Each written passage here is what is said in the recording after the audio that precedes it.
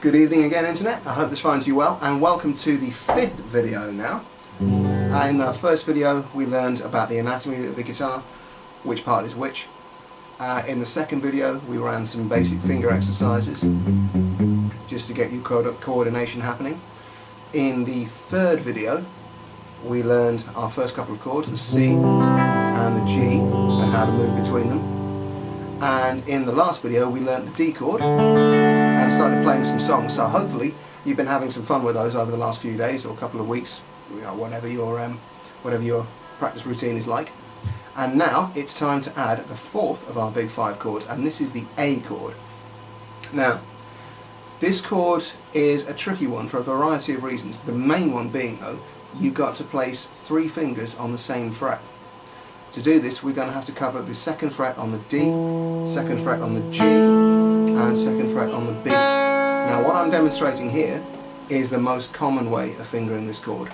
First finger is doing the D string, 2nd finger the G and 3rd finger on the B.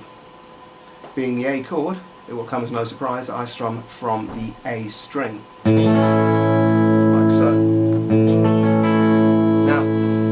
25 years in, I still don't feel comfortable playing the A chord this way, so this is what I do. And you can just about see that I've got my first finger in the middle on the G string at the 2nd fret. My middle finger takes care of the D string at the 2nd, and my 3rd finger takes care of the B string. This for me is infinitely more comfortable, and it does provide certain benefits. For example, if you're moving from a D chord to an A, which you will be doing a lot of, I can guarantee that, you can keep your first finger in the same place. Again, for some people that's a positive, for some it's a negative. Your mileage may vary, I believe the phrase is. Now I've also seen it fingered in different ways. I have a student who prefers to finger it this way, 2nd, 3rd and 4th. That's middle finger on the D string, 3rd finger on the G, little finger on the B. Doesn't work for me, but he's very happy with it. And I've also seen it played with the middle finger on the G string, the 3rd on the D and the little finger on the B. I can't see any reason that you would play it that way other than to win a bet, but we're all different, we're all individual. So take a few minutes and start having a little bit of a play around. Try some of these different fingering arrangements and find what works for you. Just because I do it one way does absolutely not mean that you have to do it the exact same way.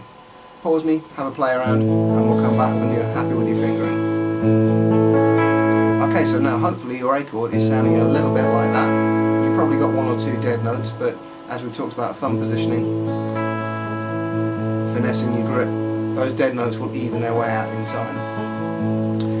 Let's run our 3 rhythms. As before, we've got the whole note or semi-breve that's worth 4 beats, the minim or half note that's worth 2 beats, and the crotchet or quarter note that's worth 1 beat. Here is our drums. 2, 3, 4. 1, 2, 3, 4. 1, 2, 3, 4. 1, 2, 3, 4. And now I'm going to move to the half note rhythm.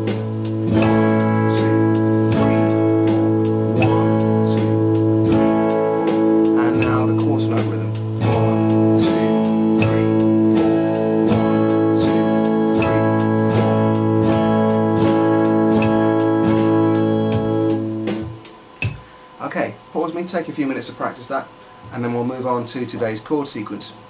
Now today's chord sequence is very, very similar to Knocking on Heaven's Door, but we're replacing the G, so we're replacing the C rather, with an A chord. So we're going to go G, D, and A. Now again, this is a very generic chord sequence, so there are thousands of songs that use this.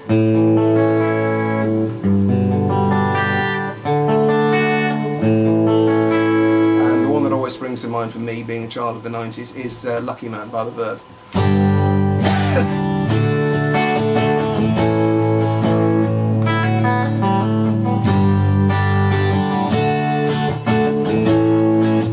But there are plenty of alternatives.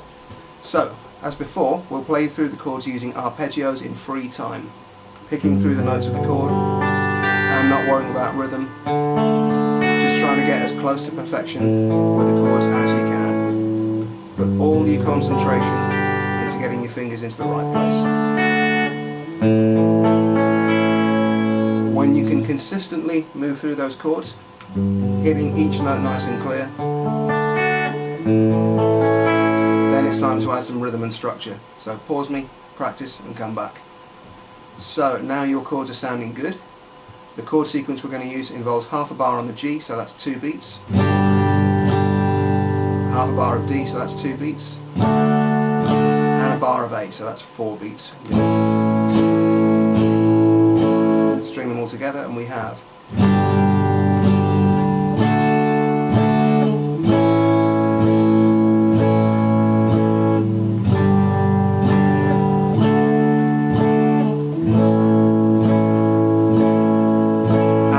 don't play this any faster than you can play it perfectly.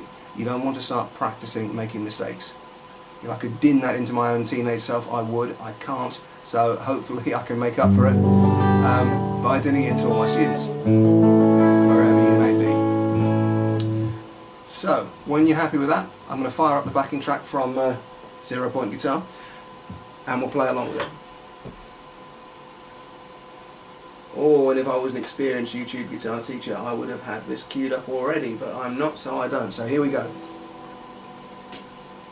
2, 3, 4.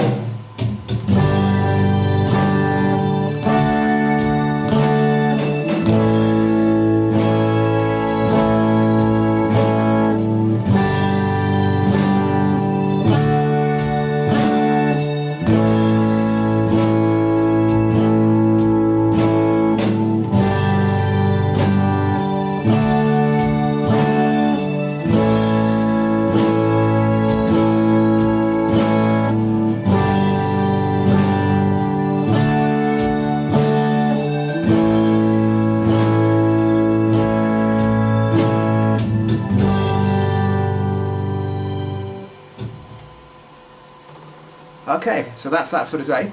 Shorter lesson today, but I don't want to overload you too much. In terms of practicing, practice sessions could be about 7 to 10 minutes by this point. Run your finger exercises, your blues riff across each string, do your chords in isolation and practice the 3 strumming patterns on each one, and then try the chord sequences. If you push for time, pick one chord sequence on Monday, do another one Tuesday, another one Wednesday, rotate them round. And if you can do 2 sessions of 7 to 10 minutes a day, you are going to be making some serious progress very quickly by this point. So I'll wrap this up then, and I'll see you in the next one. Hope you're enjoying these. I'm starting to. It's weird talking to a camera rather than a real person. So I will see you next time, Internet. Take care.